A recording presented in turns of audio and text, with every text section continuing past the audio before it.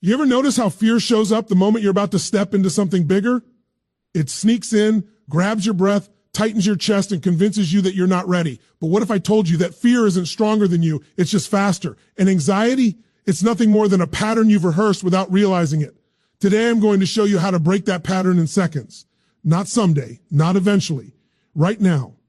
You'll learn the quickest, simplest way to shut down fear and anxiety for good, so you can finally step into the life that's waiting for you. Fear isn't the enemy most people think it is. In fact, most of the fear you feel isn't even real. It's a pattern, a conditioned response, an automatic signal your brain fires because somewhere along the way it decided that uncertainty equals danger. But here's the truth. Fear is not a wall. Fear is not a stop sign. Fear is not a verdict on your future. Fear is a signal. And any signal can be interrupted, redirected, or completely rewired the moment you take control of it. Most people never learn this. They grow up thinking fear is this massive force they have to push against. They believe anxiety is some unshakable shadow that follows them everywhere. They think that if they feel fear, it's a sign they should back away. But the only reason fear feels so loud is because people keep giving it the microphone. They listen to every thought, every story, every what, if their mind throws at them, and they believe it. They let those thoughts dominate their body, their breath, their decisions. And the moment you give fear authority, it expands, it multiplies, it recruits anxiety and worry to join the party. Suddenly, the mind isn't just sending a signal, it's sending a full symphony of panic. But the moment you interrupt the signal, everything changes. Think about this. The mind only works with the meaning you give it. If you see fear as a warning that something terrible is coming, your body prepares to run or hide. If you instead see fear as a message that something big is on the other side, something meaningful, something that matters, then the entire emotional experience flips. It goes from I'm in danger to I'm being called forward. And the fastest way to shut down fear and anxiety is to take control of meaning before your mind invents one for you. When fear shows up, it's not saying you can't. It's saying you're about to step into something unfamiliar. That's all. The brain doesn't care about your greatness. It doesn't care about your growth, your impact, your dreams. It only cares about survival. And survival is not the standard you were born for. You were built for progress, contribution, expansion, and every part of that requires stepping into the unknown. So fear fires not because you're weak, but because you're growing. If you weren't growing, you'd feel nothing.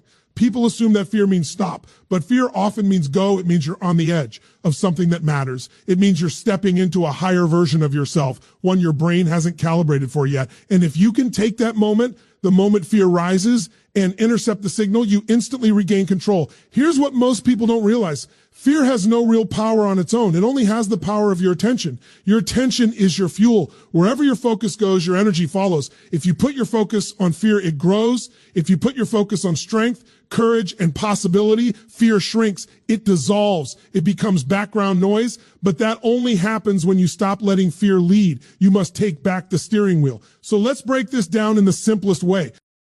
When fear shows up, the first thing you must do is notice it, not judge it, not panic, not shame yourself for feeling it. Just notice it.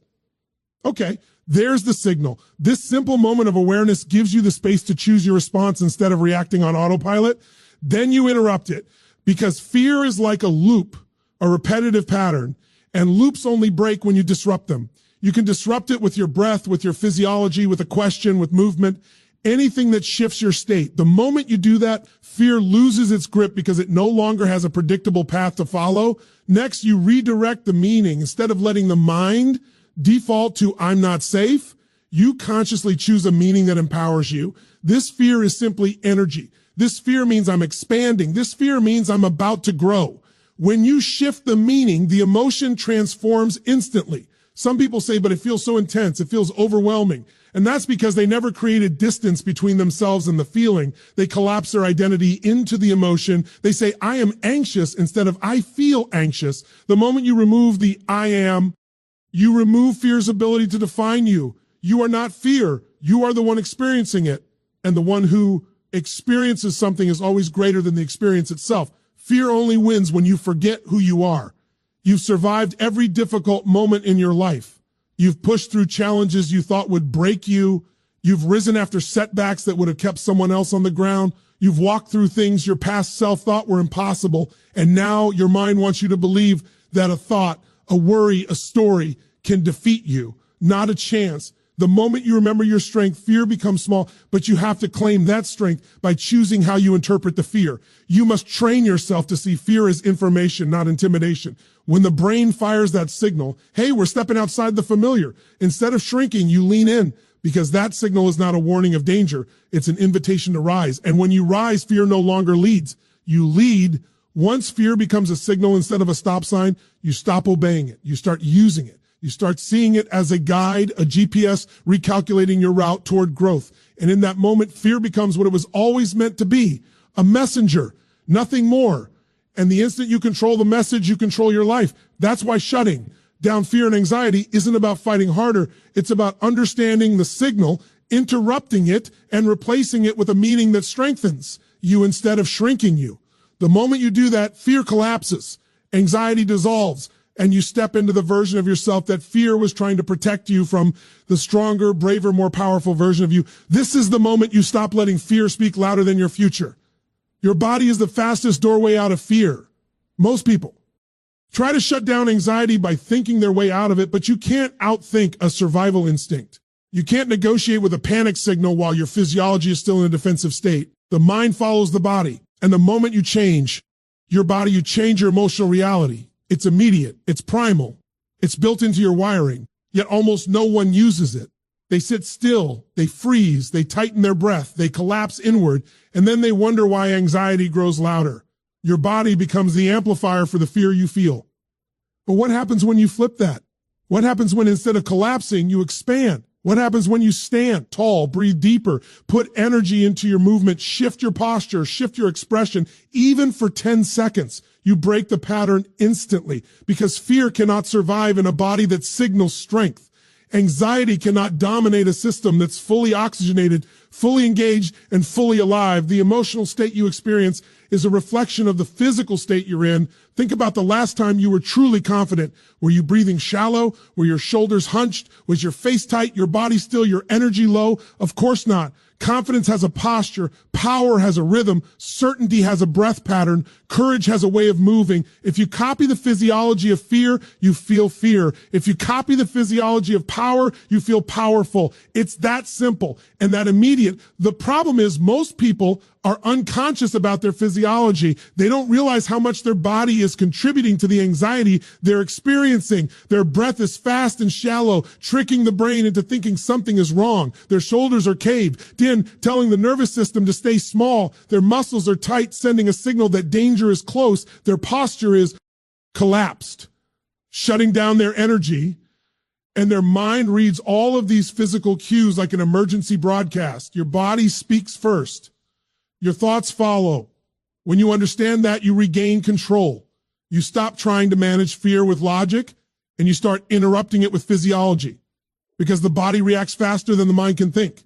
You shift your breath before you shift your thoughts. You shift your movement before you shift your meaning. And when you take command of your body, the mind recalibrates. Let's talk about breath for a moment.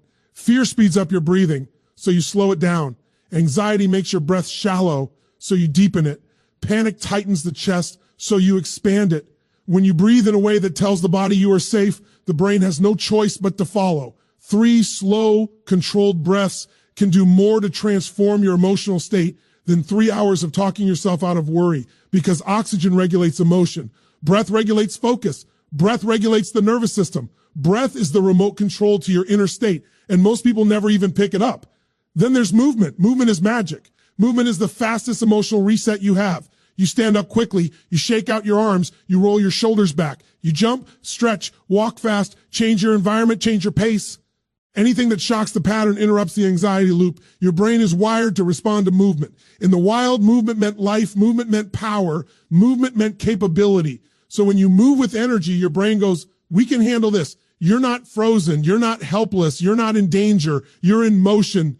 And motion destroys fear. Even a simple posture change, lifting your chest, relaxing your jaw, standing tall, sends a signal that shifts your chemistry. Your hormones change. Your nervous system changes. Your mind's interpretation changes. People underestimate how quickly a physiological shift can ripple through their entire emotional state. They think it has to be complicated. They think it requires a deep psychological breakthrough. But the truth is, in the moments when fear is loudest, the simplest tools are the ones that save you. You can't wait until you feel ready to change your state. You change your state first, and readiness follows. Fear shows up. You change your breath. You move your body. You break the loop. You reclaim control. This is why you can be terrified in one moment and laughing in the next when something interrupts your pattern. It's why someone can be panicking, and then suddenly, when the right stimulus hits, a sound, a shift, a moment of surprise, the emotional storm breaks instantly. It's not that the fear disappears magically. It's that the physiology that was feeding it gets interrupted. And once the physiology breaks, the emotion has nothing left to hold on to. Once you understand this, you start using your body like a tool instead of a hostage. You don't let anxiety dictate how you stand, how you breathe, how you move. You flip the equation. You move first, and anxiety has to adapt to you, not the other way around. Picture someone paralyzed by fear, shoulders low, chest tight, breathing thin, eyes darting, energy frozen. Now picture the same person taking a breath, lifting their chest, planting their feet, rolling back their shoulders, loosening their jaw, lifting their chin, stepping forward with purpose. Is it the same person emotionally? No, the fear didn't change. The physiology did, and the physiology changed the emotion. This is why athletes shake their arms before a big moment, why speakers jump backstage, why performers stretch and breathe deeply before stepping into the light. They're not waiting to, feel powerful. They're generating power. They're building a state that gives them access to the part of themselves that performs at the highest level. You can do the same every time fear hits you. You don't shrink, you expand, you don't freeze, you move, you don't tighten, you loosen, you don't collapse. You rise, you teach your body to be the signal of safety, strength, and certainty, and your mind aligns with it. The brain simply cannot maintain a fear response in a body that signals confidence. And if you do this consistently, you create a new default, a new baseline, a new identity of how you show up emotionally. Fear stops feeling like a wave that crashes over you. Anxiety stops feeling like a storm you're helpless against. It becomes something you know how to regulate, redirect, and shut down at will. Because when you control your body, you control your state. And when you control your state, you control your life. This is the moment you choose power over panic. Your mind is always asking questions, every moment of every day. And most of the time, you don't even hear them. They run quietly in the background, shaping your emotions, driving your decisions, controlling your reactions. Anxiety isn't random. Fear doesn't just appear out of thin air. They're fed, they're fueled, they're activated by the questions your mind keeps looping without your permission. And if you don't take control of those questions, they'll take control of you. Think about this. Every emotion you've ever felt, every moment you've ever spiraled into fear or worry or panic started with a question, maybe not out loud, maybe not consciously, but somewhere in your mind, a question fired. What if this goes wrong? What if I'm not enough? What if they don't like me? What if I fail? What if something bad happens? And the moment that question landed, your body followed. Your breath shifted. Your chest tightened. Your stomach turned. Your energy dropped. One bad question can create an entire emotional storm. And here's the truth. Most people never hear it. Your mind will always answer the question you give it. If you ask a fear-based question, your mind will give you a fear-based answer. Ask a powerless question, get a powerless state.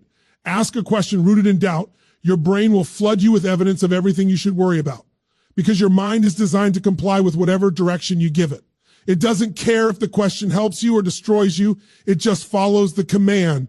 That's why anxiety often feels like something happening to you. But it's not. It's happening through you, triggered by the questions you haven't learned to intercept yet. Once you understand this, you stop trying to control fear. You start changing the conversation. When worry shows up, you don't try to suppress it. You don't try to fight it. You break it by asking a different question. A question that shifts your focus, shifts your physiology, shifts your emotional state. Because the moment your focus changes, the emotion behind it collapses. For example, if the mind says, what if I fail? You don't argue with it. You replace it with, what's the best that can happen if I try? If your mind says, what if something goes wrong? You redirect with, what can I control right now that moves me forward? If your mind throws, why am I so anxious? You shift to, what action can I take that makes me stronger in this moment? Suddenly your nervous system gets a new instruction, a new target, a new direction. Most people spend their whole lives reacting to their thoughts instead of leading them. They don't realize they have the power to interrupt the very question that generates the fear. They think the problem is the fear itself. But the real problem is the question underneath the fear. You take control of the question. You take control of the feeling. The mind is like a search engine. Type in something negative, and it will give you endless results of everything that supports that negativity. Why am I always messing up? We'll give you a catalog of every mistake you've ever made. Why does nothing ever work out for me? We'll highlight every setback and ignore every victory. But if you type in, what can I learn from this? Or how can I make this situation work for me? Or what strength is this moment calling out of me? You get a completely different set of answers. You didn't change the situation. You changed the question. And the question changed your emotional reality. This is how you break the thought loop that anxiety depends on. Fear needs repetition. It needs a mental treadmill where the same question plays over and over again. It needs a cycle. But cycles only work when they're uninterrupted. The moment you step in and redirect the question, the whole pattern collapses. The emotional charge weakens. The spiral stops spinning. You're no longer feeding the fear. You're starving it. People often ask, how do I stop thinking negative thoughts? You don't stop thoughts. You overwhelm them with better ones. You override them with questions that pull your mind into a different lane. You don't fight the old pattern. You replace it with a stronger one. Ask a better question. You get a better focus. Better focus gives you a better meaning. Better meaning creates a better emotion. Better emotion drives better action, and better action creates a better result. It all starts with the question. But let's be honest. When fear hits hard, you don't always feel like asking a powerful question. Your mind might feel chaotic, overwhelmed, tight. That's normal, which is why you keep the question simple, direct, easy to reach for, even in the middle of stress. Something like, what's one thing I can do right now to break this pattern? What truth am I ignoring because fear is talking? What am I proud of that proves I can handle this? What's actually in my control at this moment? What would the strongest version of me focus on right now? Even if you don't feel strong when you ask it, the question pulls strength out of you. It forces your brain to search for answers that empower instead of weaken you. It interrupts fear and shifts you into the driver's seat. Your brain is a powerful servant, but a terrible master.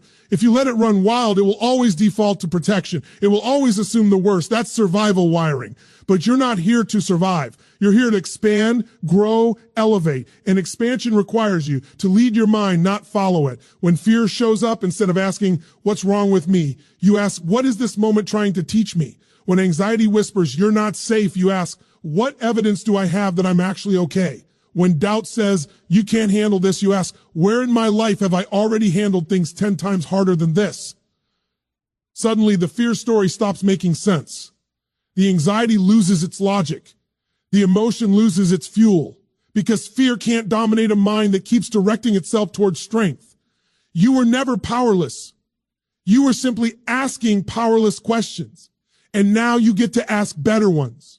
The ones that pull you forward, the ones that lift you higher, the ones that break the fear loop every time it tries to start. Because in the end, your future is shaped not by the thoughts you fear, but by the questions you choose. This is the moment you take back the conversation in your mind. Most people spend their entire lives letting their feelings tell them who they are. They wake up anxious, and suddenly they believe they're an anxious person. They feel fear and tell themselves they must be weak. They experience doubt and conclude they're not capable, not ready, not built for more. They treat temporary emotions like permanent identities, and that single mistake becomes the chain that keeps them stuck. But here's the truth. You are not your emotions. You are not your fear. You are not your anxiety. You are the one who experiences those emotions, which means you are already bigger than them. The moment you separate who you are from what you feel, you reclaim your identity, and identity is the ultimate force in human behavior. You will always act in alignment with who you believe you are, even if that belief is outdated, destructive, or built on someone else's opinion. If you believe you're someone who panics easily, you'll panic. If you believe you're someone who breaks under pressure, you'll break. If you see yourself as fragile, life will constantly feel dangerous. But when you shift your identity, when you see yourself as strong, capable, grounded, resilient, your emotions start to follow that version of you. Fear becomes a message, not a mandate. Anxiety becomes a moment, not a definition. Doubt becomes a whisper, not a prison. What most people never learn is that identity doesn't come from emotion. It comes from decisions.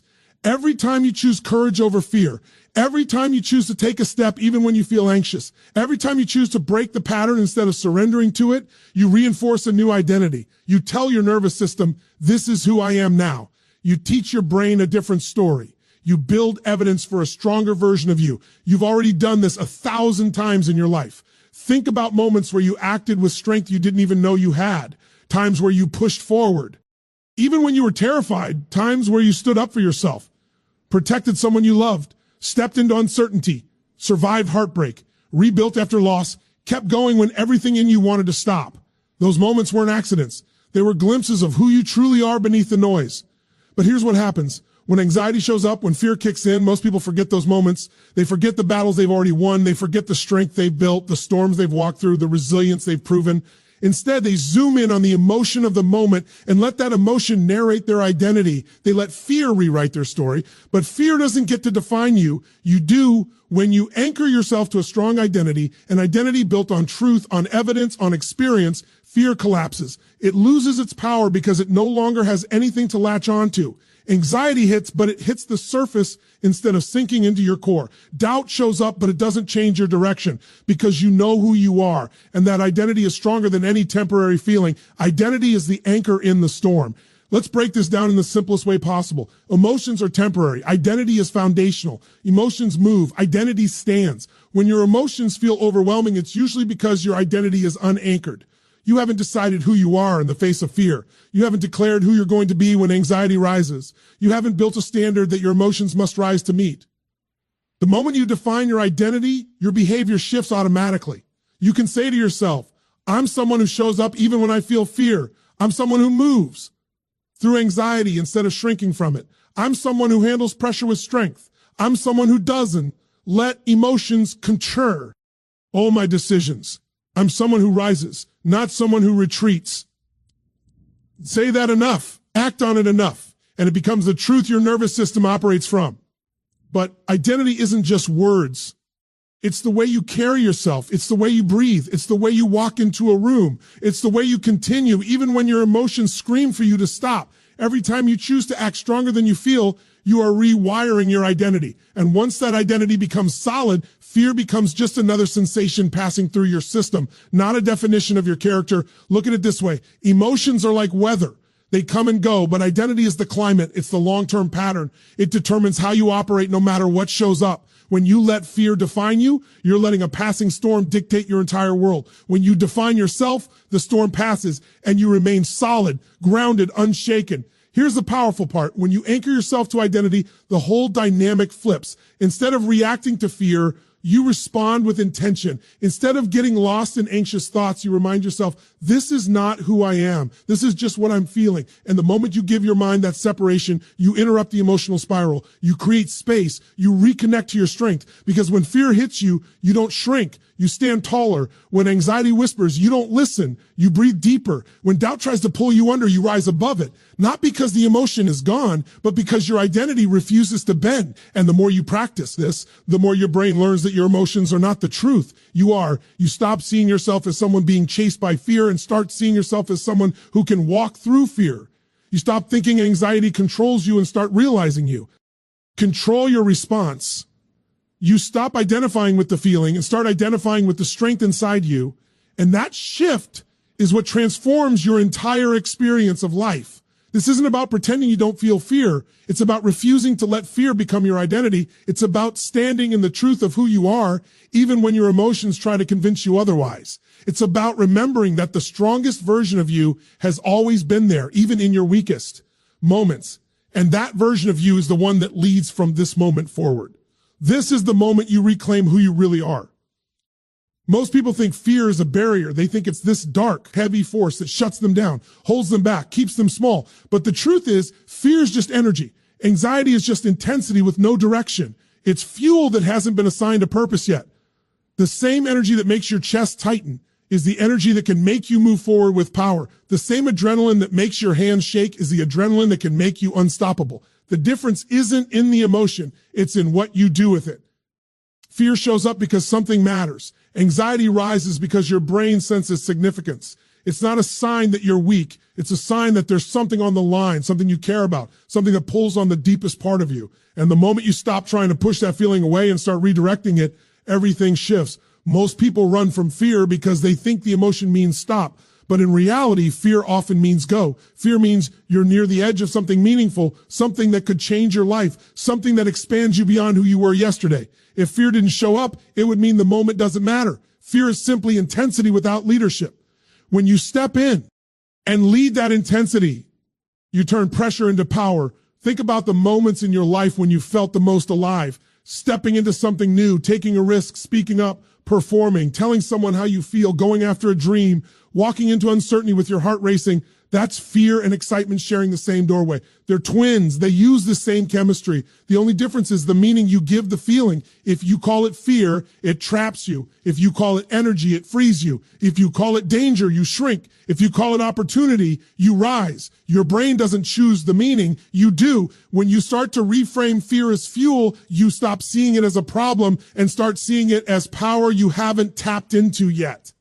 That moment when your stomach drops, that's energy rising. That moment when your breath changes, that's your system preparing for action.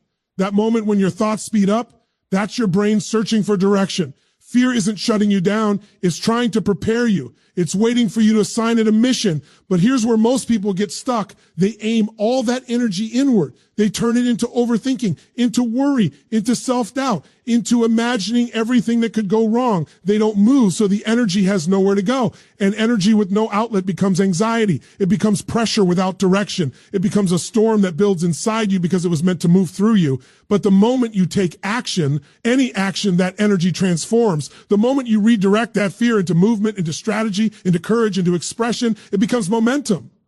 Fear wants to move. Use it. Think about a rocket on the launch pad. All that pressure building inside, that's what lifts it. That's what pushes it beyond gravity. The same pressure that could blow the rocket apart. T is the pressure that sends it into the sky. The difference is direction. The difference is intention. The difference is leadership. You are the rocket. Fear is the fuel. Use it to rise. When fear hits you and you say, this is energy, this is power, this is intensity I can redirect, your whole state changes. You stop resisting, you stop tightening, you stop letting the emotion overload your system. Instead, you expand into it. You breathe it in, you turn toward it. You ask the question that flips the entire emotional experience. How can I use this? That one question snaps you out of paralysis and into purpose. If you're afraid of speaking, that fear becomes passion. If you're afraid of failing, that fear becomes focus. If you're afraid of rejection, that fear becomes courage. If you're afraid of uncertainty, that fear becomes hunger. If you're afraid of stepping forward, that fear becomes the very push you need. Fear is raw energy. Anxiety is untamed power. When you direct it, you become unstoppable. And it's not about pretending you're not afraid. It's about using the fear instead of letting it use you. It's about turning the emotion into motion, because nothing kills fear faster than forward movement. Fear can't survive when you're in action. Anxiety can't dominate when your body and mind are engaged in something meaningful. You've had moments where this instinct kicked in without you realizing it. Moments where you were scared, but you acted anyway. And afterward, the fear dissolved, replaced by pride, strength, clarity. It wasn't because the fear vanished magically. It's because action converted it. The pressure turned into power. You've done it before. You can do it every time. But you must stop believing that fear is a stop sign. Fear is a green light. Fear is the signal that something meaningful is ahead. Fear is the doorway to expansion. Everything you want, growth, confidence, success, connection, fulfillment, sits on the other side of fear. Instead of saying, I'm scared, start saying, I'm activated. Instead of saying, I feel anxious, start saying, my energy is rising. Instead of saying, this is just too much, start saying, this is my breakthrough moment. The emotion doesn't change instantly. Your relationship to it does. And once your relationship to fear changes, the fear loses its authority. You take back the driver's seat. You reclaim every part of your power your emotions used to hijack. Your future expands every time you walk toward what scares you. Every time. Because courage isn't the absence of fear. It's choosing to use fear as fuel. It's turning uncertainty into fire. It's turning doubt into drive. It's turning pressure into power. This is the moment you turn fear into your engine. When you decide to master your emotional state every single day, you stop living life by accident and start living life by intention.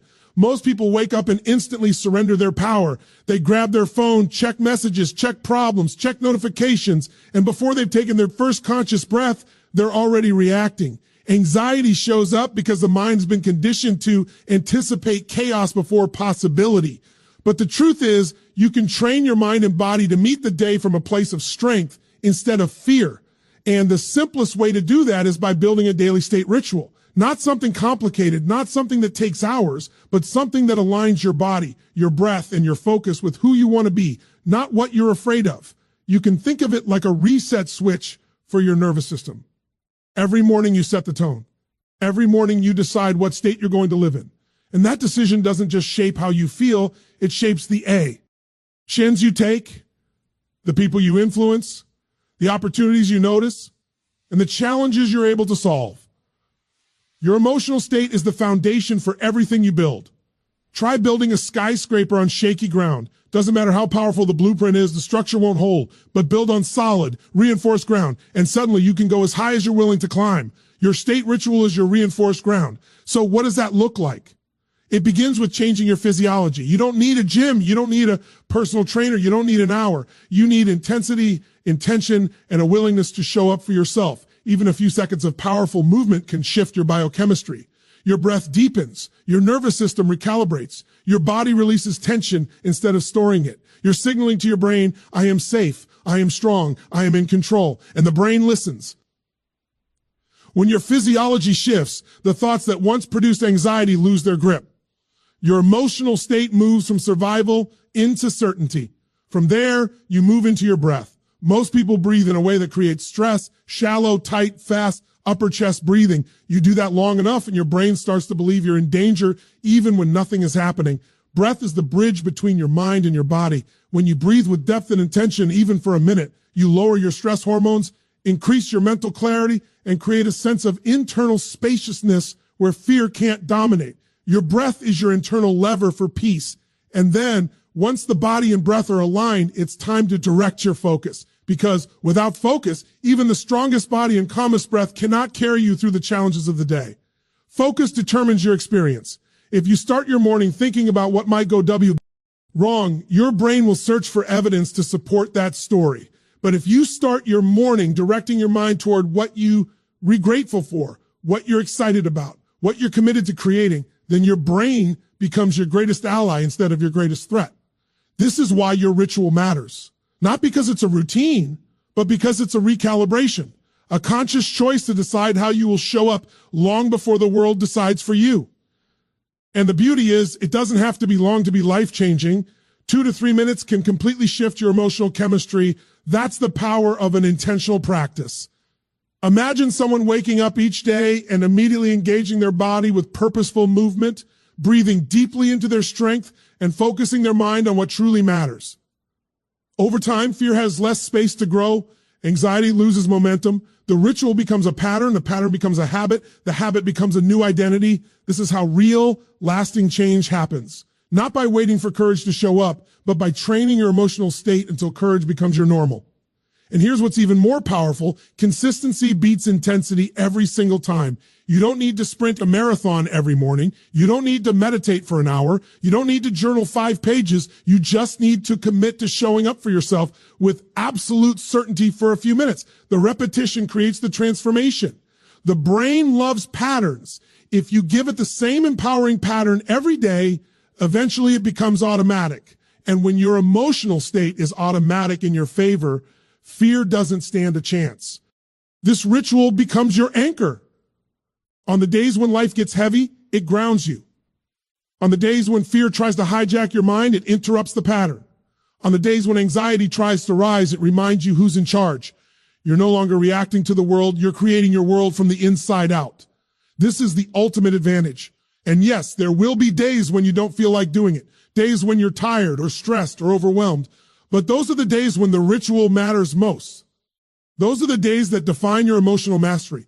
Anyone can feel good when everything is going their way. But the person who can command their state, even in uncertainty, is the person who becomes unstoppable. That's what this practice is really about. Not just shutting down fear and anxiety, but creating a level of internal strength so powerful that fear never again gets to dictate the direction of your life. The truth is simple. Your emotional state determines your destiny. If you can control your state, you can control your decisions. If you control your decisions, you control your life. And that control doesn't come from waiting for the world to calm down. It comes from training your mind and body every single day to meet life with clarity, certainty, and courage. Your ritual is the doorway to that mastery. It's the moment you declare, I am stronger than my fear. I am larger than my anxiety. I decide how I show up today. And once you fully commit to that daily practice, something extraordinary happens. Fear no longer leads. Anxiety no longer whispers. The chaos of the world no longer pulls you off center. You become grounded, powerful, intentional, and that version of you is unstoppable. And it all begins the moment you take control of your state. Because when you master your state, you master your life.